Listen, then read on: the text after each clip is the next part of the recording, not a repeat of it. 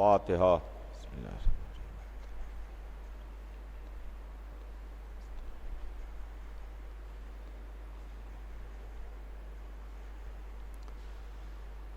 اعوذ باللہ السمیع العلیم من الشیطان اللعین الرجیم۔ بسم اللہ الرحمن الرحیم۔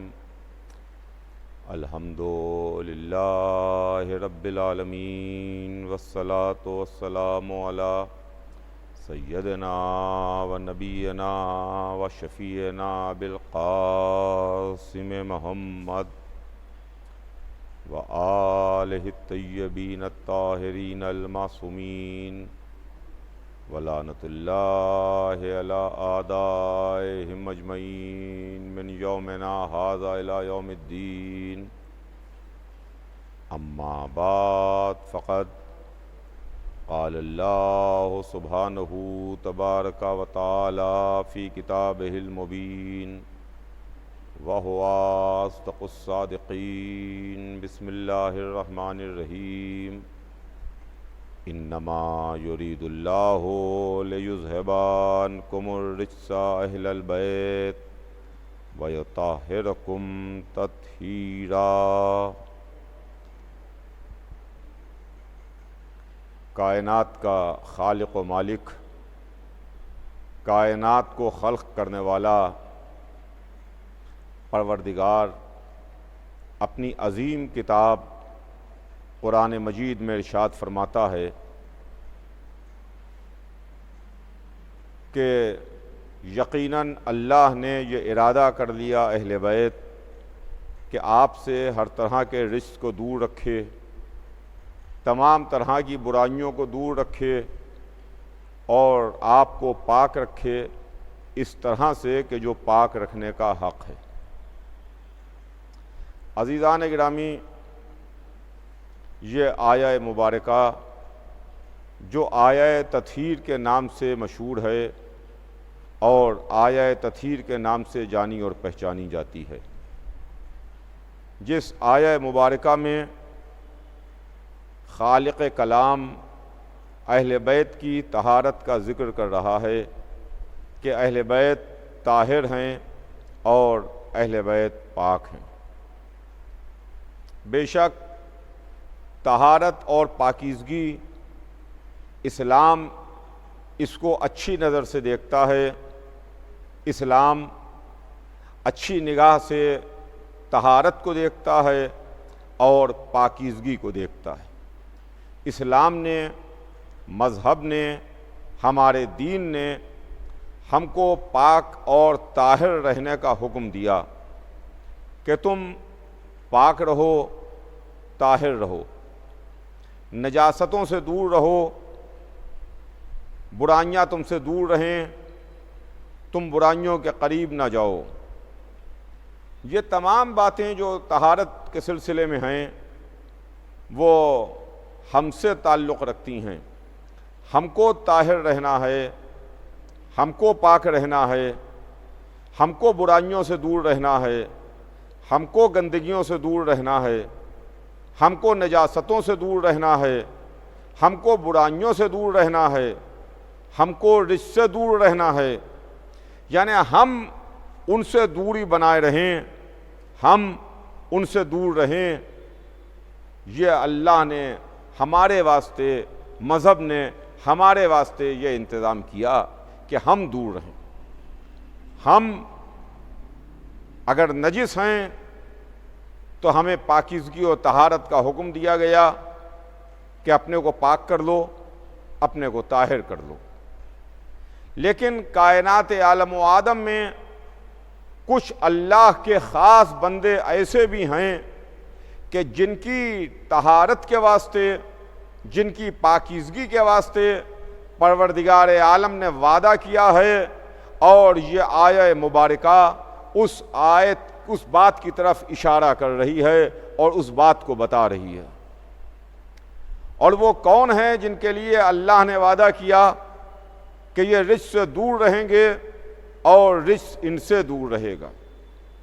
بے شک ہم سے رجس دور نہیں ہے، ہم رجس سے بھی قریب ہیں اور رشت بھی ہم سے قریب ہے، مگر اللہ کے کچھ خاص بندے جن کے لیے قرآن نے لفظ اہل بیت استعمال کیا، انما یرید اللہ لیذھب عنکم الرجس اہل البیت، اہل بیت وہ ہیں جن سے رجس دور رہے گا، جن سے برائیاں دور رہیں گی، جن سے نجاستیں دور رہیں گی، جن سے گندگیاں دور رہیں گی، اور جو پاک رہیں گے اس طرح سے کہ جو پاک رہنے کا حق ہے۔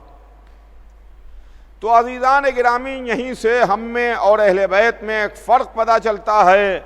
ہم وہ ہیں کہ جو نجاستوں کے قریب ہیں، برائیوں کے قریب ہیں، رجس کے قریب ہیں۔ اہل بیت وہ ہیں جن سے رجس دور ہے، برائیاں دور ہیں، نجاستیں دور ہیں، گندگیاں دور ہیں۔ ہم میں اور اہل بیت میں یہ فرق ہے۔ آج دنیا یہ کہتی ہے کہ ہم اہل بیت کے جیسے، اہل بیت ہمارے جیسے، ہم بھی انسان ہیں، وہ بھی انسان ہیں، ہم بھی کھاتے پیتے ہیں، وہ بھی کھاتے پیتے تھے، ہم بھی سوتے اور جاگتے ہیں، وہ بھی اور سوتے اور جاگتے تھے۔ مگر یہ کہنے سے پہلے آپ کو یہ بات یاد رکھنا چاہیے کہ آپ کی اصلیت اور ہے، ان کی اصلیت اور ہے۔ آپ کی اصلیت نجاست ہے، آپ کی اصلیت جہالت ہے، آپ کی اصلیت رجس ہے، ان کی اصلیت نورانی ہے، روحانی ہے، طہارت ہے۔ دونوں میں فرق ہے عزیزان گرامی، ہم میں اور اہل بیت میں۔ اہل بیت کون ہیں؟ عزیزان گرامی، مغل مسجد بمبئی کا یہ قدیم عشرہ مجالس،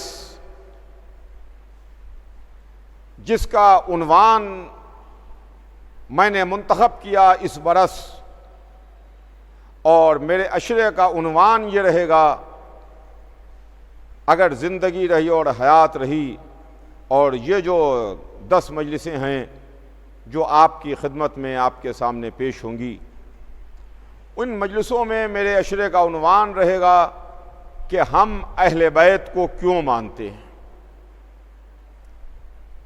توجہ چاہتا ہوں عزیزان گرامی، ہم اہل بیت کو کیوں مانتے ہیں؟ اہل بیت کے ماننے کے پیچھے راز کیا ہے؟ اہل بیت کے ماننے کے پیچھے وجہ کیا ہے؟ اہل بیت کون ہیں؟ اہل بیت کی خدمات کیا ہیں؟ راہ اسلام میں اہل بیت کی خدمات کیا ہیں؟ مذہب کے لیے اہل بیت کی خدمات کیا ہیں؟ دین کے واسطے اہل بیت کی خدمات کیا ہیں؟ اہل بیت نے اللہ کے واسطے کیا کیا؟ اہل بیت نے رسول اللہ کے واسطے کیا کیا؟ اور اہل بیت نے جو امت محمد ہے ان کو کیا دیا؟ انشاءاللہ ان مجلسوں میں دھیرے دھیرے یہ باتیں آپ کے سامنے زیر بحث آتی رہیں گی، لیکن چونکہ آج پہلی مجلس ہے اور چاند رات ہے، لہذا تھوڑی دیر میں آج پہلی مجلس میں آپ کی خدمت میں کچھ عرض کروں اور اس کے بعد اپنی بات کو تمام کروں۔ عزیزان گرامی، سب سے پہلے اہل بیت کے سلسلے میں آج پہلے دن بات ہو جائے۔ طہارت اہل بیت، پاکیزگی اہل بیت، اس کا ذکر انشاءاللہ کسی مجلس میں آئے گا، لیکن آج انشاءاللہ آپ کی خدمت میں کوشش کروں گا کہ کچھ بات اہل بیت کے سلسلے میں عرض کروں کہ اہل بیت کون ہے۔ اس لیے کہ یہ لفظ اہل بیت، توجہ چاہتا ہوں عزیزان گرامی، میں اپنی بات کو شروع کر رہا ہوں، میرا بیان شروع ہو رہا ہے۔ یہ لفظ اہل بیت لفظ عربی کا ہے، یہ اردو کا لفظ نہیں ہے، یہ عربی لفظ ہے اہل بیت۔ صبح سے شام تک اٹھتے بیٹھتے، سوتے جاگتے، دن اور رات، مجلس میں، محفل میں، ہر جگہ ہمارے کانوں سے اہل بیت کا لفظ ٹکراتا رہتا ہے، ہم لفظ اہل بیت بولتے رہتے ہیں، اہل بیت اہل بیت اہل بیت اہل بیت اہل بیت۔ چونکہ جب سے ہم نے ہوش سنبھالا اور جب سے ہماری فکر نے بیداری اختیار کی، تب سے ہمارے ذہن میں یہ لفظ آ رہا ہے، ٹکرا رہا ہے۔ چونکہ اتنا زیادہ صبح سے شام تک اس لفظ کو ہم سنتے رہتے ہیں، اہل بیت اہل بیت اہل بیت، کہ ہمارے ذہن میں اس کا ٹرانسلیشن نہیں آتا کہ اہل بیت کون ہیں، اہل بیت سے مراد کیا ہے، اور اہل بیت کے معنی کیا ہیں، میننگ کیا ہیں اہل بیت کے۔ تو سب سے پہلے میں آپ کی خدمت میں اہل بیت کے معنی پیش کروں، اس کے بعد بات آگے بڑھے گی۔ لفظ عربی کا ہے، جب میں نے اہل بیت کے معنی ڈکشنری میں دیکھے تو مجھے نظر آیا کہ اہل کہتے ہیں والوں کو اور بیت کہتے ہیں گھر کو۔ اہل بیت یعنی گھر والے، اہل بیت کا مطلب گھر والے۔ تو اہل بیت کو جب ہم نے اردو میں ٹرانسلیٹ کیا تو اردو میں اہل بیت کا ٹرانسلیشن ہمارے سامنے آیا کہ گھر والے۔ تو چونکہ ہماری زبان عربی نہیں ہے، اردو زبان ہے، اور اردو میں ہم کو پتا چلا کہ گھر والوں کو اہل بیت کہتے ہیں، تو فوراً ہمارے ذہن نے ایک دوسرا سوال پیدا کیا، ہمارے ذہن میں ایک دوسرا سوال آیا، اور وہ سوال یہ تھا کہ گھر والے تو کس کے گھر والے، کس کے گھر والے، کون ہے جس کے گھر والوں کا حکم دیا گیا؟ تو میں نے تاریخ سے پوچھا، میں نے دریافت کیا، سوال کیا کہ تاریخ تو بتا کہ اہل بیت گھر والے کس کے گھر والوں کا ذکر ہو رہا ہے؟ میرے گھر والے، آپ کے گھر والے، کسی مولانا کے گھر والے، کسی جناب کے گھر والے، کسی پروفیسر کے گھر والے، کسی شاعر کے گھر والے، کس کے گھر والوں کا ذکر ہے؟ تو تاریخ نے کہا ذرا زبان سنبھال کے بات کرو، گھر والے بے شک گھر والے ہیں، جو بھی گھر ہے اس کے رہنے والوں کو گھر والا کہا جاتا ہے، مگر یہ ہما شما، ہم اور آپ، کوئی جناب، کوئی مولانا، کوئی پروفیسر، کوئی بہت بڑے ڈاکٹر، کوئی بہت بڑے حکیم، یہ ان کے گھر والوں کی بات نہیں ہے۔ یہ جو قرآن نے لفظ اہل بیت استعمال کیا، یہ اہل بیت رسول ہیں۔ توجہ چاہوں گا عزیزان گرامی، یہ اہل بیت رسول ہیں۔ اچھا، یہ اہل بیت رسول ہیں؟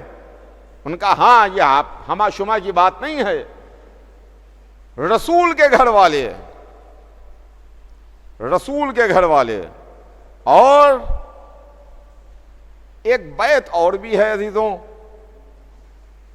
ایک لطیف بات ہے، ایک بیت اور بھی ہے، اور وہ بیت وہ ہے کہ جس بیت کے لیے خالق نے کہا کہ بیتی، میرا گھر، میرا گھر، اللہ نے اس کو اپنا گھر کہا، یعنی خانہ کعبہ، ان اول بیتی وضع للناس، سب سے پہلا گھر جو انسانوں کے واسطے بنایا گیا، انسانوں کی ہدایت کے واسطے بنایا گیا۔ تو ایک گھر اور بھی ہے، وہ گھر اللہ کا گھر ہے، اس لیے کہ رسول سے بڑی جو ذات ہے وہ اللہ کی ذات گرامی ہے۔ رسول سے بلند ذات اللہ کی ہے، جو کائنات کا خالق بھی ہے، کائنات کا مالک بھی ہے۔ جب ہم نے اللہ کے گھر کی جانب دیکھا تو اللہ کے گھر میں ہم کو ایک ہی نظر آیا، جو اللہ کے گھر میں پیدا ہوا، جس کی ولادت اللہ کے گھر میں ہوئی، تو آپ چاہے کعبے سے نسبت دے کے اہل بیت کو سمجھ لیجئے، چاہے رسول کے گھر سے نسبت دے کے اہل بیت کو سمجھ لیجئے۔ توجہ چاہوں گا عزیزان گرامی، اہل بیت، جب اہل بیت کی بات آئی اور کسی بڑے گھر کی بات آتی ہے تو بہت سے چھوٹے چھوٹے لوگ اپنا رشتہ جوڑنے کی کوشش کرتے ہیں، اپنے تعلقات بتانے کی کوشش کرتے ہیں، اور اس بات کی کوشش کرتے ہیں کہ ہاں ہمارے یہ فلاں رشتہ دار ہیں، ان سے ہمارا یہ تعلق ہے، ان سے ہمارا یہ تعلق ہے۔ تو جب چھوٹے چھوٹے عہدوں کے اندر لوگ دوڑتے ہیں رشتہ داریاں بتانے کے لیے اور سمجھانے کے واسطے، اور اپنی رشتہ داریاں لے جا کر کے اسٹیکر کی طریقے سے چپکانے لگتے ہیں، تو جو کائنات عالم و آدم میں سب سے بڑا ہے اللہ کے بعد، کیا اس سے لوگ رشتہ داریاں نہ بتائیں گے؟ اس سے رشتہ داریاں نہیں جوڑیں گے؟ یہ نہیں کہیں گے کہ میری بھی رشتہ داری ہے رسول سے، میری بھی قرابت داری ہے رسول سے؟ بے شک رشتہ داری ہوگی، قرابت داری ہوگی، میں اس کا انکار نہیں کرتا۔ رشتہ دار تو ہو سکتے ہیں، قرابت دار تو ہو سکتے ہیں، مگر اہل بیت میں نہیں ہو سکتے، اہل بیت میں نہیں ہو سکتے، اس لیے کہ جس کا گھر ہے ہم اسی سے کہیں کہ آپ ہی بتائیے کہ کون آپ کے اہل بیت میں ہے، آپ کے اپنوں میں ہے اور کون نہیں ہے۔ ہم نے رسول سے ہاتھ جوڑ کے عرض کی، یا رسول اللہ آپ فرمائیے، آپ بتائیے کہ کون آپ کے اپنوں میں شامل ہے، کون آپ کے گھر والوں میں شامل ہے اور کون آپ کے گھر والوں میں شامل نہیں ہے۔ تو رسول نے جواب دیا کہ سنو، میں ایک بار نہیں 2 بار بتاؤں گا، ایک بار گھر کے اندر بتاؤں گا، دوسری بار گھر کے باہر بتاؤں گا کہ میرے اہل بیت میں کون ہے۔ چنانچہ تاریخ بتاتی ہے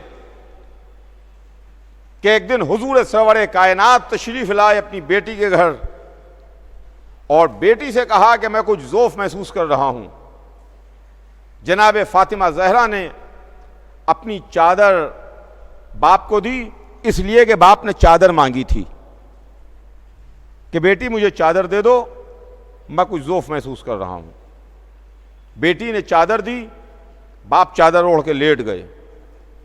مجھے پورا واقعہ آپ کی خدمت میں نہیں عرض کرنا ہے، آپ کو معلوم ہے واقعہ حدیث قصہ، اور واقعہ قصہ آپ جانتے ہیں۔ رسول چادر اوڑھ کے لیٹ گئے کہ ایک مرتبہ سبط اصغر امام حسین علیہ السلام تشریف لائے، تاریخ کہتی ہے۔ آئے، مادر گرامی کو سلام کیا، کہا مادر گرامی میں اپنے نانا کی خوشبو محسوس کر رہا ہوں۔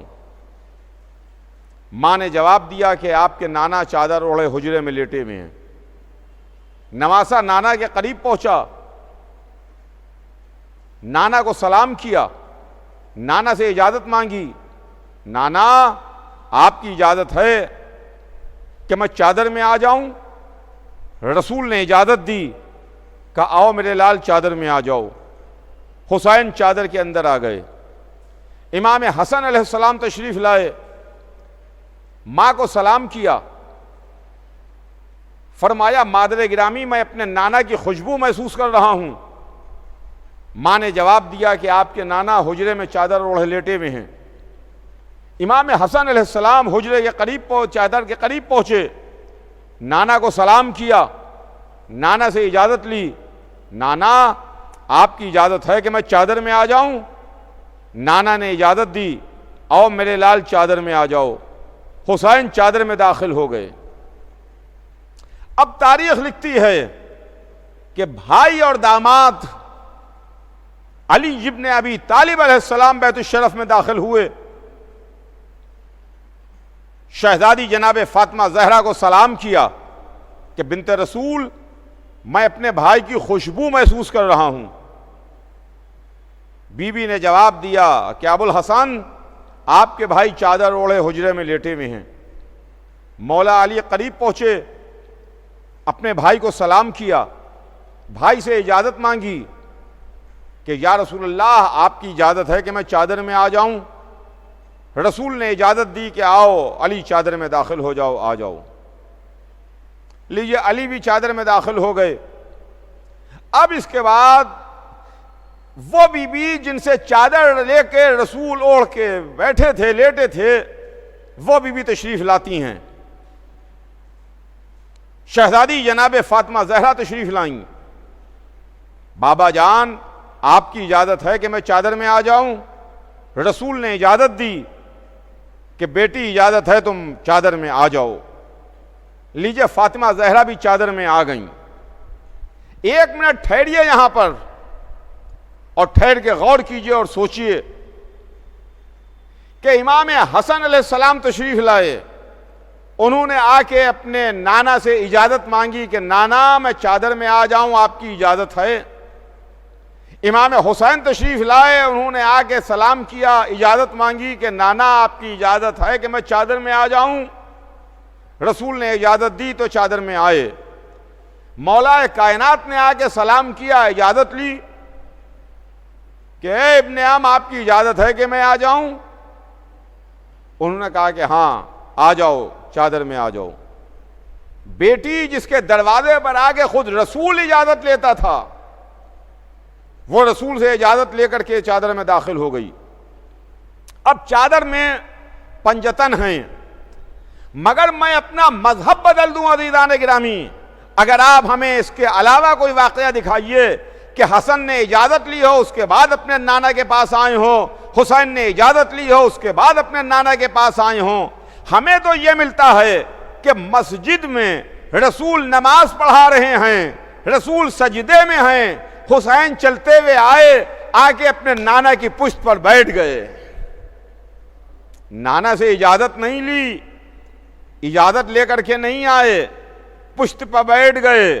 اور جبرائیل نے بھی آگے حسین کو پشت سے نہیں اتارا، رسول سے کہہ دیا کہ اللہ کہلوا رہا ہے کہ اس وقت تک سجدے سے سر نہ اٹھائیے گا جب تک حسین اپنی خوشی سے نہ اتر آئے، جب تک حسین اپنی مرضی سے نہ اتر آئے۔ تو عزیزان گرامی، یہ پنجتن ہیں، چادر میں پنجتن آئے۔ کون ہے؟ رسول ہیں، علی ہیں، فاطمہ زہرا ہیں، امام حسن علیہ السلام ہیں اور امام حسین علیہ السلام ہیں۔ تاریخ لکھتی ہے کہ ایک بی بی بھی چادر کا کونا الٹ کے پوچھتی ہیں، چادر کے قریب آگے سوال کرتی ہیں کہ اللہ کے رسول آپ کی اجازت ہے کہ میں چادر میں آ جاؤں؟ آپ کی اجازت ہے کہ میں چادر میں داخل ہو جاؤں؟ تو رسول نے منع کر دیا، ام سلمہ تم خیر پر ہو مگر چادر میں نہ آؤ۔ چادر میں آنے کی اجازت نہیں دلوائی، خیر پر ہونے کا سرٹیفکیٹ تو رسول نے دے دیا، مگر یہ نہیں کہا کہ تم چادر میں آؤ۔ بی بی ہیں، زوجہ ہیں، اہل بیت کی چاہنے والی ہیں، حسن حسین اور جناب فاطمہ اور مولا علی پر اپنی جان نچھاور کرتی ہیں، مگر ان کو بھی رسول اللہ نے چادر کے اندر آنے سے منع کر دیا، چادر کے باہر روک دیا۔ اور اللہ کی سرکار میں دعا کے لیے ہاتھ بلند کیے، فرمایا پالنے والے گواہ رہنا یہ میرے اہل بیت ہیں، اللہم ہاؤلائے اہل بیتی، پالنے والے گواہ رہنا یہی میرے اہل بیت ہیں۔ تو چلیے رسول نے اللہ کو گواہ کر کے بتا دیا کہ میرے اہل بیت میں کون کون ہے، یعنی اہل بیت میں خود رسول ہیں، علی ہیں، فاطمہ ہیں، حسن ہیں، حسین ہیں، اس کے علاوہ اگر کوئی آئے گا تو رسول باہر روک دیں گے، اس کے علاوہ کوئی داخل ہونے کی کوشش کرے گا تو اس کے لیے اجازت نہیں ہے، اس کے لیے پرمیشن نہیں ہے، اسے روک دیا جائے گا کہ تم باہر کھڑی رہو، چادر کے باہر رہو۔ رسول نے اللہ کو گواہ کر کے بتایا کہ معبود پالنے والے گواہ رہنا یہ میرے اہل بیت ہیں۔ یہی میرے اہل بیت ہیں۔ کون؟ رسول ہیں جو خود اہل بیت میں شامل ہیں۔ دائرہ اہل بیت میں، دائرہ اہل بیت میں رسول شامل ہیں۔ رسول کو آپ اہل بیت سے جدا نہیں کر سکتے، رسول کو آپ اہل بیت سے الگ نہیں کر سکتے، رسول اہل بیت میں شامل ہیں۔ علی اہل بیت میں ہیں، شہزادی بی بی جناب فاطمہ زہرا اہل بیت میں ہیں، امام حسن اہل بیت میں ہیں، امام حسین اہل بیت میں ہیں۔ تو گھر کے اندر ہمیں پتہ چلا کہ بس یہ ہیں جو اہل بیت میں شامل ہیں، اس کے علاوہ کوئی اہل بیت میں شامل نہیں ہے۔ زوجہ ہے بے شک، مگر اس کی منزل چادر کے باہر ہے، اہل بیت کے باہر ہے، اہل بیت کے اندر نہیں ہے۔ یہ ہوئی ایک بات۔ اب آئیے بات آگے بڑھاؤں۔ اس کے بعد تاریخ بتاتی ہے کہ ایک موقع تھا جب نصارائے نجران کٹ حجتی کر رہے تھے،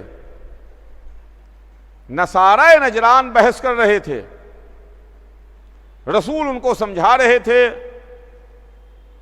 رسول ان کو قائل کر رہے تھے کہ عیسیٰ بندے ہیں، خدا نہیں ہیں، مگر ان کی سمجھ ہی میں نہیں آ رہا تھا۔ وہ تو کٹ حجتی پر تھے، اپنی جگہ پر قائم تھے، رسول سمجھا رہے ہیں، ان کی بات ماننے پر تیار نہیں ہیں۔ آخر میں فیصلہ یہ ہوا کہ قرآن کی آیت آئی اور اللہ نے یہ کہہ دیا کہ آپ ان سے کہہ دیجئے کہ تم اپنے بیٹوں کو لے کے آؤ، ہم اپنے بیٹوں کو لائیں، تم اپنی عورتوں کو لے کے آؤ، ہم اپنی عورتوں کو لے کے آئیں، تم اپنے نفسوں کو لے کے آؤ، ہم اپنے نفسوں کو لے کے آئیں۔ جب قرآن کی آیت اتری، من حاجک فیہ من بعد ما جاءک من العلم فقل تعالوا لو ندعو ابناءنا وابناءکم ونساءنا ونساءکم وانفسنا وانفسکم۔ یہ قرآن ہے عزیزان گرامی۔ آیت اترتی ہے کہ آپ ان سے کہہ دیجئے کہ تم اپنے نفسوں کو لے کے آؤ، ہم اپنے نفسوں کو لے کے آئیں، تم اپنی عورتوں کو لے کے آؤ، ہم اپنی عورتوں کو لے کے آئیں، تم اپنے بیٹوں کو لے کے آؤ، ہم اپنے بیٹوں کو لے کر کے آئیں۔ رات کو آیت آئی، صبح حضور سرور کائنات اس عالم میں بیت الشرف سے برآمد ہوئے کہ گود میں چھوٹا شہزادہ امام حسین علیہ السلام، امام حسن کی انگلی پکڑے ہوئے، اس کے پیچھے سر سے پیر تک چادر میں ایک بی بی ہیں، اور ان کے پیچھے مولا کائنات علی ابن ابی طالب علیہ السلام ہیں۔ میں اپنے تمام سننے والوں کو یہ بات بتا دوں اور آپ کے ذہن عالی میں رہے کہ دیکھیے عربی ایک بڑی زبان ہے، اور بڑی زبان کی بڑی خوبیاں بھی ہوتی ہیں، اور بڑی زبان میں بڑے بڑے ٹیکنیکل معاملات بھی کچھ ہوتے ہیں۔ تو یہ جو عربی ہے بڑی زبان ہے دنیا کی، اس میں جو صیغے ہیں وہ 3 ہیں، بقیہ زبانوں میں 2 ہیں، واحد اور جمع، سنگولر اور پلورل۔ ایک ہے تو سنگولر ہے، ایک سے زیادہ ہیں تو پلورل ہے، ایک ہے تو واحد ہے، ایک سے زیادہ ہے تو جمع ہے۔ مگر عربی زبان ایسی نہیں ہے، واحد ایک اس کے لیے الگ صیغہ ہے، تثنیہ 2 کے لیے استعمال ہوا ہے، جہاں پر 2 ہیں وہاں تثنیہ کا صیغہ استعمال ہوتا ہے، اور 2 سے زائدہ ہیں، 1 واحد، تثنیہ 2، اور 2 پلس کے واسطے جمع کا صیغہ ہے۔ اب 3 یا 3 سے زیادہ جتنے بھی ہوں وہ جمع کا صیغہ۔ عربی زبان دنیا کی بڑی زبانوں میں ہے۔ رسول کو جو انویٹیشن بھیجا گیا وہ تثنیہ کا صیغہ استعمال ہو رہا ہے، یعنی جتنے بھی ہوں آپ لے کے آئیے، پابندی نہیں ہے۔ کبھی کبھی ہمارے گھروں میں بھی انویٹیشن آتا ہے، کبھی کبھی ہمارے گھروں سے بھی دعوت نامے بھیجے جاتے ہیں. کسی ایک کو بلانا ہے تو ایک کا نام لکھا جائے گا. ایک صاحب کے 4 بیٹے ہیں ماشاءاللہ، اگر ان کے 2 بیٹوں کو بلانا ہے تو ان 2 کا نام لکھ دیا گیا، اور اگر سب پوری فیملی کو بلانا ہے تو وتھ فیملی لکھ دیا، وتھ فیملی لکھ دیا کہ اب آپ کے گھر میں آپ کے بچوں میں جتنے بھی ہوں ان سب کو آپ لے کے آئیے. اب یہاں پر 1 2 3 4 کی قید نہیں ہے. 10 بچے ہیں 10 کو لے کے آئیے، 4 ہیں 4 کو لے کے آئیے، 2 ہیں 2 کو لے کے آئیے، 1 بچہ ہے 1 کو لے کے آئیے، آپ کو اختیار ہے. وتھ فیملی لکھ دیا گیا. قرآن انویٹیشن بھیج رہا ہے جمع کے صیغے میں کہ جتنے بھی ہیں ان کو لے کے آئیے، اپنے بیٹوں کو لے کے آئیے، اپنی عورتوں کو لے کے آئیے، اپنے نفسوں کو لے کے آئیے. مگر رسول جو لے کے جا رہے ہیں تو عورتوں کے لیے رسول واحد کے صیغے پر عمل کر رہے ہیں، ایک بیوی کو لے کے جا رہے ہیں. نفسوں کے واسطے رسول واحد کے صیغے پر عمل کر رہے ہیں، ایک کو لے کے جا رہے ہیں. اور بیٹوں کی منزل پر تثنیہ کا صیغہ استعمال ہو رہا ہے، 2 بیٹے ہیں ان کو لے کے جا رہے ہیں. یعنی عورتوں میں، بیٹوں میں، نفسوں میں رسول اللہ نے کہیں پر جمع کے صیغے کی ضرورت ہی نہ سمجھی. توجہ چاہوں گا عزیزان گرامی، کہیں جمع کے صیغے کی ضرورت ہی نہ پڑی. ایک بیٹی، ایک نفس، 2 بیٹے. میں ہاتھ جوڑ کے رسول کی خدمت میں عرض کروں، یا رسول اللہ، امت تو آپ کی اور بیٹیاں مانتا ہے. جو امت کہتی ہے کہ آپ کی 1 سے زیادہ بیٹیاں تھیں، آپ ان کو کیوں نہ لے گئے؟ اور بھی بیویاں ہیں آپ کی چاہنے والی، ان کو کیوں نہ لے گئے؟ ایک بیوی کو لے کے گئے، بیٹی کو. اور بھی چاہنے والے صحابی موجود ہیں، لے کے جائیے. مگر رسول ان کو لے کے نہ گئے، صرف ایک علی کو لے کے گئے. بیٹوں میں حسن و حسین کو لے کے گئے. شاید رسول کا جواب آئے تمیز سے بات کرنا، یہ معاملہ معمولی معاملہ نہیں ہے. اول تو یہاں پر جھوٹوں پر خدا کی لعنت دینے کا سوال ہے کہ جھوٹوں پر خدا کی لعنت بھیجی جائے، لعنت کری جائے. تو جھوٹوں پر خدا کی لعنت کے لیے جو آئیں گے تو وہی آئیں گے جنہوں نے کبھی خود کو جھوٹ نہ بولا ہو. توجہ چاہوں گا عزیزان گرامی، جنہوں نے کبھی خود کو جھوٹ نہ بولا ہو، جو سچے ہوں، جو صادق ہوں. پہلی بات تو اس سے پتا چلی کہ جو رسول کے ساتھ آ رہے ہیں یہ ایسے سچے ہیں جنہوں نے کبھی جھوٹ نہیں بولا. اور دوسری بات یہ پتا چلی کہ یہی وہ ہیں کہ جو اہل بیت رسول میں شامل ہیں. جب چادر کے نیچے بات آئی تو رسول نے انہی کو بلایا، جب میدان میں پہچنوانے کی بات آئی تو رسول انہی کو لے کے گئے. یہ ہیں اہل بیت عزیزان گرامی. انما یرید اللہ لیذھب عنکم الرجس اہل البیت ویطہرکم تطہیرا. اے اہل بیت، اللہ نے یہ ارادہ کر لیا کہ آپ سے ہر طرح کے رجس کو دور رکھے، تمام طرح کی برائیوں سے دور رکھے، اور پاک رکھے اس طرح سے کہ جو پاک رکھنے کا حق ہے.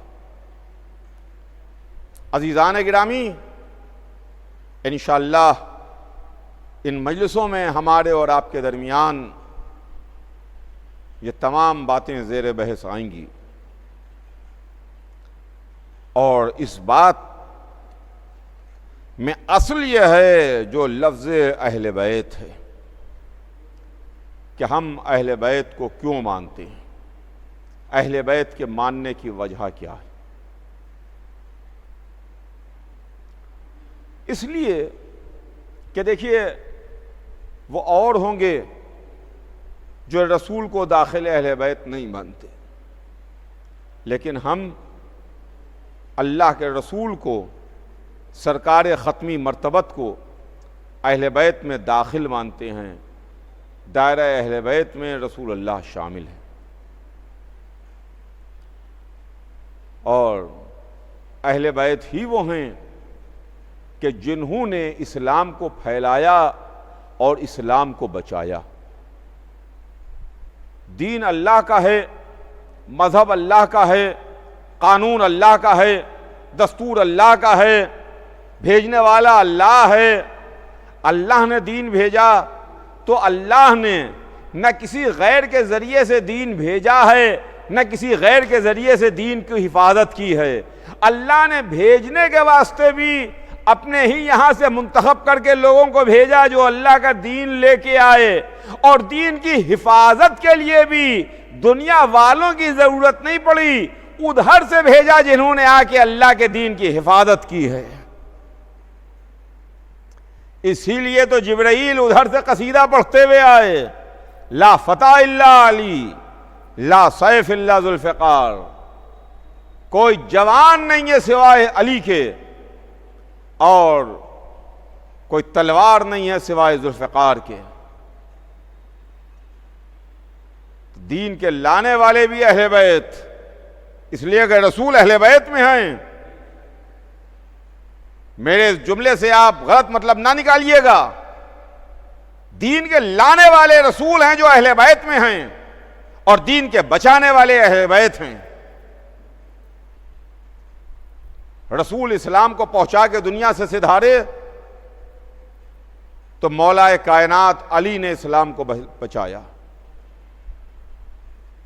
رسول کے بعد علی نے اسلام کی حفاظت کی۔ سن 11 ہجری سے سن 40 ہجری تک، سن 11 ہجری سے سن 40 ہجری تک علی نے اسلام کو پھیلایا بھی ہے، اسلام کو بچایا بھی ہے، مگر کبھی خاموش رہ کے دین کو بچایا، کبھی تلوار کھینچ کے مذہب کی حفاظت کی، کبھی گھر کے اندر بیٹھ کے اسلام کی حفاظت کی، کبھی میدان میں نکل کے علی نے اسلام کی حفاظت کی ہے۔ اور جب علی دنیا سے سدھارے تو یہ کہتے ہوئے تشریف لے گئے، فزت برب الکعبہ، کعبے کی قسم میں کامیاب جا رہا ہوں، کعبے کی قسم میں کامیاب جا رہا ہوں۔ ہاں ہاں یا علی، آپ کامیاب کیوں نہ ہوں گے، آپ نے دین کو پھیلایا بھی ہے، دین کے بچانے کے لیے اپنی نسل رائے خدا میں چھوڑ دی ہے۔ عزیزان گرامی، لیکن ابھی بھی دین کو خطرہ تھا، ابھی بھی اسلام پر خطرے کے بادل منڈلا رہے تھے، مگر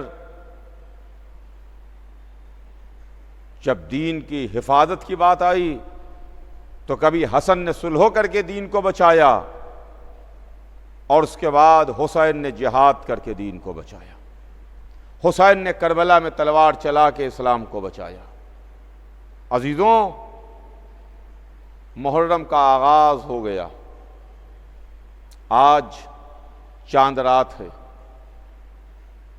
سال بھر جن دنوں کا انتظار رہتا تھا وہ ایام آ گئے، اس لیے کہ ہماری تو خلقت ہی رونے اور رلانے کے واسطے ہوئی ہے۔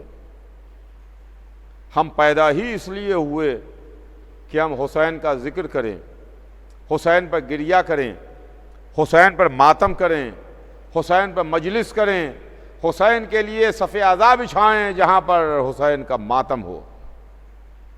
عزیزوں، محرم کا آغاز ہو گیا۔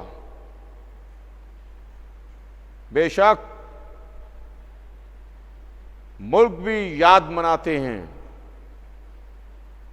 ان لوگوں کی یاد ملک مناتے ہیں جنہوں نے ملک کو آزاد کرانے کے واسطے اپنی قربانیاں دی ہیں۔ وہ قومیں بھی اپنے لوگوں کی اور اپنے بزرگوں کی یاد مناتی ہیں جنہوں نے ان قوموں کو بچانے کے واسطے اپنی جانیں قربان کی ہیں۔ دنیا کا کوئی بھی مذہب ہو، کوئی بھی زبان ہو، کوئی بھی فرقہ ہو، کوئی بھی علاقہ ہو، چاہے وہ ملک ہو، چاہے وہ قومیں ہوں، چاہے وہ مذاہب ہوں، وہ اپنے اپنے ان بزرگوں کی یاد مناتے ہیں کہ جنہوں نے مذہب کے لیے، ملک کے لیے، علاقے کے لیے، زبان کے لیے، رنگ و نسل کے لیے اپنی قربانی دی ہے۔ یہ محرم بھی ایک قربانی کی یادگار ہے، یہ محرم بھی ایک قربانی کی یادگار ہے عزیزوں۔ یہ بھی ایک مہینہ تمام ہوا، آج جس کی آخری تاریخ ہے، یہ مہینہ تمام ہوا، اور کل سے جو نیا مہینہ شروع ہو رہا ہے، جس کی کل پہلی ہے، چاند رات ہے آج، یہ مہینہ، یہ دونوں مہینے قربانیوں کی یادگار ہیں۔ یعنی ذی الحج کا مہینہ جس کی آج آخری تاریخ ہے، اور محرم کا مہینہ جس کی کل پہلی تاریخ ہے، یہ دونوں مہینے دو قربانیوں کو یاد دلاتے ہیں۔ ذی الحج کا مہینہ قربانی ابراہیم و اسماعیل کی یاد دلاتا ہے، محرم کا مہینہ قربانی حسین کی یاد دلاتا ہے۔ ذی الحج کا مہینہ یاد دلاتا ہے کہ کوئی نبی زادے کے گردن سے چھری پلٹ گئی، محرم کا مہینہ یاد دلاتا ہے کہ نبی زادے کی گردن پر چھری چل گئی۔ ذی الحج میں حاجی جاتے ہیں، خانہ کعبہ جاتے ہیں، مکے جاتے ہیں، حج کرنے کے لیے جاتے ہیں، سفید رنگ کا لباس اوڑھتے ہیں، پہنتے ہیں، لباس احرام، اس خوشی میں کہ نبی زادہ بچا ہے۔ محرم میں ہم کالے کپڑے پہنتے ہیں، مجلس کرتے ہیں، سیاہ پوش ہوتے ہیں، فرش عزا بچھاتے ہیں، آنکھوں سے آنسو جاری ہوتے ہیں، اس لیے کہ نبی زادہ شہید ہوا ہے۔ وہ چھوٹے نبی ابراہیم کا بیٹا تھا، جس کی قربانی ناتمام قربانی ہے، اور وہ بڑے نبی محمد مصطفیٰ کا بیٹا تھا، جس کی قربانی بڑی عظیم قربانی ہے، جس کو کہا گیا کہ وَفَدَيْنَاهُ بِذِبْحٍ عَظِيمٍ، ہم نے اس کو ذبح عظیم میں بدل دیا۔ قربانی حسین ذبح عظیم ہے۔ عزیزوں، ہم اسی کی یاد منانے کے لیے جمع ہوئے جس نے ڈوبتی ہوئی اسلام کی کشتی کو بچا لیا۔ اس لیے کہ اگر حسین نہ ہوتے، اگر حسین کی مجلس نہ ہوتی، اگر حسین کی عزاداری نہ ہوتی، اگر حسین کے نام پر آیا ہوا مجمع نہ ہوتا، تو یقین مانیے آپ، اسلام کی جو خوبصورت عمارت ہے یہ کب کی بوسیدہ اور پرانی ہو کے ختم ہو چکی ہوتی، کب کی پرانی ہو چکی ہوتی۔ بہترین قصر بنوایا آپ نے، بہترین محل بنوایا آپ نے، بہترین ولا بنوایا آپ نے، مگر وہ محل، وہ قصر، وہ پیلس، وہ ولا ٹھیک ہے، آج تو بہت اچھا لگ رہا ہے، بہترین ہے، رنگ روغن بھی ہے، ڈینٹنگ پینٹنگ بھی ہے، گھر چمک رہا ہے، جگ جگ جگ جگ کر رہا ہے۔ لیکن اگر اسی گھر کو آپ اسی طرح چھوڑ دیجئے تو 10-20 برس کے بعد، 150 برس کے بعد یہی گھر دیکھنے کو دل نہیں چاہے گا۔ وہ دیواریں جو جگمگا رہی تھیں، وہ گھر جو جگ جگ کر رہا تھا، وہ پیلس اور قصر جس کو دیکھنے کے لیے نگاہیں ٹھہر نہیں پا رہی تھیں، وہی بوسیدہ ہونے لگے گا، وہی پرانا نظر آئے گا، وہی ایسا نظر آئے گا کہ دیکھنے کو دل نہ چاہے، ڈر لگنے لگے۔ لیکن اگر ہر سال اس عمارت کی دیکھ ریکھ ہوتی رہے، ہر سال اس عمارت پر وائٹ واشنگ ہوتی رہے، ہر سال اس عمارت کی پتائی ہوتی رہے، ہر سال اس عمارت کی دیکھ بھال ہوتی رہے تو یقین مانیے ہمیشہ وہ پیلس، وہ قصر نیا نظر آئے گا، پرانا نظر نہیں آئے گا۔ اسلام ایک بہترین عمارت کا نام ہے، ایک بہترین قصر کا نام ہے، ایک بہترین ولا ہے، ایک بہترین محل ہے۔ مگر یہ بہترین قصر کھنڈر میں تبدیل ہو جاتا اگر حسین نہ ہوتے، کب کا اسلام بھلا دیا گیا ہوتا اگر کربلا نہ ہوتی، مذہب پر کب کی گرد پڑ چکی ہوتی اگر محمد کا نواسہ نہ ہوتا، جس نے اپنی قربانی دے کے صبح قیامت تک کے واسطے اسلام کی اس طرح سے حفاظت کر دی کہ جب بھی دیکھو گے، جس زمانے میں دیکھو گے، جس حالات میں دیکھو گے، اسلام کا قصر جگمگاتا اور چمچماتا ہوا نظر آئے گا۔ یہ حسین کی قربانی ہے، جہاں پر اسلام کے شیدائی مسلمان جمع ہوتے ہیں اور اس عظیم ہستی کی یاد مناتے ہیں، اس کا ذکر کرتے ہیں کہ جس نے کربلا کی دوپہر میں اسلام کو بچا لیا۔ ہاں عزیزان گرامی، یہ چاند رات ہے، اور چاند رات میں ہمارا بھی دستور یہ ہے کہ ہم چاند دیکھتے ہیں تو چاند دیکھ کے بے اختیار آنکھوں سے آنسو جاری ہو جاتے ہیں۔ اور یہ درس و سبق ہم نے آل محمد سے سیکھا، یہ درس و سبق ہم نے اہل بیت سے حاصل کیا، اس لیے کہ ہمارے اماموں کا اور ائمہ کا دستور یہ تھا کہ جب وہ محرم کا چاند فلک پر دیکھتے تھے تو بے اختیار آنکھوں سے آنسو جاری ہوتے تھے، گھر میں صف عزا بچھا دی جاتی تھی، گھر میں نام حسین برپا ہوتا تھا، مجلس ہوتی تھی، گریہ ہوتا تھا، عزاداری ہوتی تھی، حسین کے مصائب بیان کیے جاتے تھے۔ یہ ہمارے ائمہ اور اماموں کا دستور رہا۔ چنانچہ اسی سلسلے میں ہمارے 8ویں امام کا واقعہ بڑا مشہور ہے، جو ہر سال آج چاند رات کی مجلس میں پڑھا جاتا ہے۔ ہر سال اس واقعے کی یاد دلائی جاتی ہے۔ یوں تو چوتھے امام سے لے کے 11ویں امام تک، شہادت حسین کے بعد چوتھے امام سے لے کے 11ویں امام تک ہر امام نے جب بھی محرم کا چاند دیکھا، گریہ کیا، آنسو بہائے، صف عزا بچھی، مجلس ہوئی، ماتم ہوا، نواخوانی ہوئی، مرثیے پڑھے گئے، عزاداری ہوئی۔ اور آج ہمارا آخری امام جو ساکن غیبت ہے، یقیناً وہ حجاب غیب میں اپنے جد پر آنسو بہا رہا ہوگا۔ اے آقا، اے حضرت ولی عصر، اے ساکن غیبت، اے منتقم خون حسین، ہم آپ کی خدمت میں تعزیت پیش کرتے ہیں۔ چاہنے والوں کی تعزیت قبول فرمائیے، چاہنے والوں کا پرسہ قبول فرمائیے۔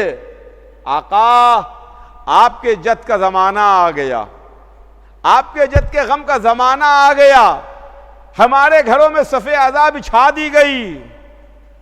آقا، اپنے جد کا پرسہ قبول کیجئے، اس بھرے گھر کا پرسہ قبول کیجئے جو بھرا گھر کربلا کی ایک دوپہر میں لٹ گیا۔ ہاں عزیزان گرامی، تاریخ لکھتی ہے کہ ہمارے 8ویں امام، امام علی رضا علیہ السلام، ان کی خدمت میں جناب دیبل حاضر ہوئے، دیبل خدائی، ہاتھ جوڑ کے بیٹھ گئے، گریہ کرنے لگے، آنسو بہانے لگے، اس لیے کہ محرم کا چاند فلک پر دیکھ کے آئے تھے، امام کی خدمت میں تعزیت دینے کے لیے آئے، پرسہ دینے کے واسطے آئے، آنسو بہا رہے ہیں کہ ایک مرتبہ امام نے دیبل کو دیکھا اور فرمایا، دیبل تم تو ہمارے ناصر ہو، تم تو ہمارے مداح ہو، دیبل تم تو ہمارے چاہنے والے ہو، دیبل محرم کا چاند فلک پر نمودار ہو گیا، مگر تم نے ہمارے جد کی شان میں مرثیہ نہیں کہا، تم نے ہمارے جد کی شان میں مرثیہ نہیں کہا۔ تو انہوں نے ہاتھ جوڑے اور ہاتھ جوڑ کے کہا کہ آقا فرزند رسول ایسا ممکن ہی نہیں ہے، ایسا ہو ہی نہیں سکتا کہ محرم کا چاند فلک پر نمودار ہو جائے اور میں آپ کے جد کی شان میں مرثیہ نہ کہوں۔ امام نے دعا دی، مرحبا یا دیبل، دیبل تمہارا شمار ہمارے چاہنے والوں میں ہو۔ لیجئے صف اعضا بچھی، کرسی لاگے رکھی گئی، پردہ آویزاں کیا گیا، پردے کے پیچھے سیدانیاں جمع ہوئیں، ادھر امام تشریف فرما ہیں، امام کے چاہنے والے شیعہ موجود ہیں، اور امام نے دیبل کو حکم دیا کہ دیبل جاؤ، ممبر پر جاؤ، کرسی پر جاؤ اور جا کے مرثیہ پڑھو۔ دیبل ممبر پر آئے اور دیبل نے مرثیہ شروع کیا۔ دیبل کا مرثیہ تاریخ کے سینے میں موجود ہے، جس کا دل چاہے اٹھا کے دیکھ لے اور پڑھ لے۔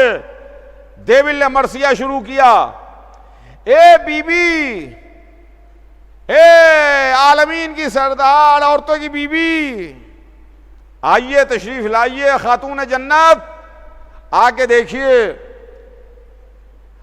آسمان عزت کے ستارے کہاں کہاں بکھرے ہوئے نظر آ رہے ہیں، یہ آفتاب کہاں کہاں آرام کر رہے ہیں۔ کوئی نجف میں سو رہا ہے، کوئی مدینے میں آرام کر رہا ہے، کوئی کاظمین میں سو رہا ہے۔ دیبل مرثیہ پڑھ رہے ہیں، گریہ ہو رہا ہے، چاہنے والے آنسو بہا رہے ہیں۔ دیبل نے مرثیہ تمام کیا، دیبل کا مرثیہ ختم ہوا تو امام نے دیبل سے کہا، دیبل اس مرثیے میں میری طرف سے ایک شعر کا اضافہ کر لو۔ دیبل نے ہاتھ جوڑے، کہا فرزند رسول حکم دیجئے، آپ کیا شعر ہے؟ تو امام نے ایک شعر پڑھا، کہا دیبل یہ شعر ہے میری طرف سے بڑھا لو۔ اس شعر کا مطلب یہ تھا کہ کوئی کربلا میں سو رہا ہے، کوئی کاظمین میں آرام کر رہا ہے، کوئی مدینے میں سو رہا ہے، کوئی نجف میں آرام کر رہا ہے، اور کوئی ان سب سے دور سرزمین طوس پر آرام کر رہا ہے، سرزمین طوس پر سو رہا ہے۔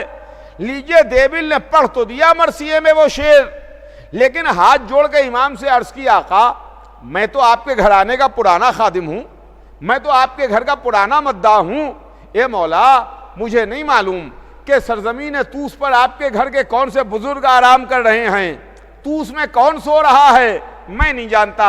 امام نے جواب دیا، دیبل تم صحیح کہتے ہو، تمہیں نہیں معلوم، طوس میں میری قبر بنے گی، طوس میں دفن کیا جاؤں گا۔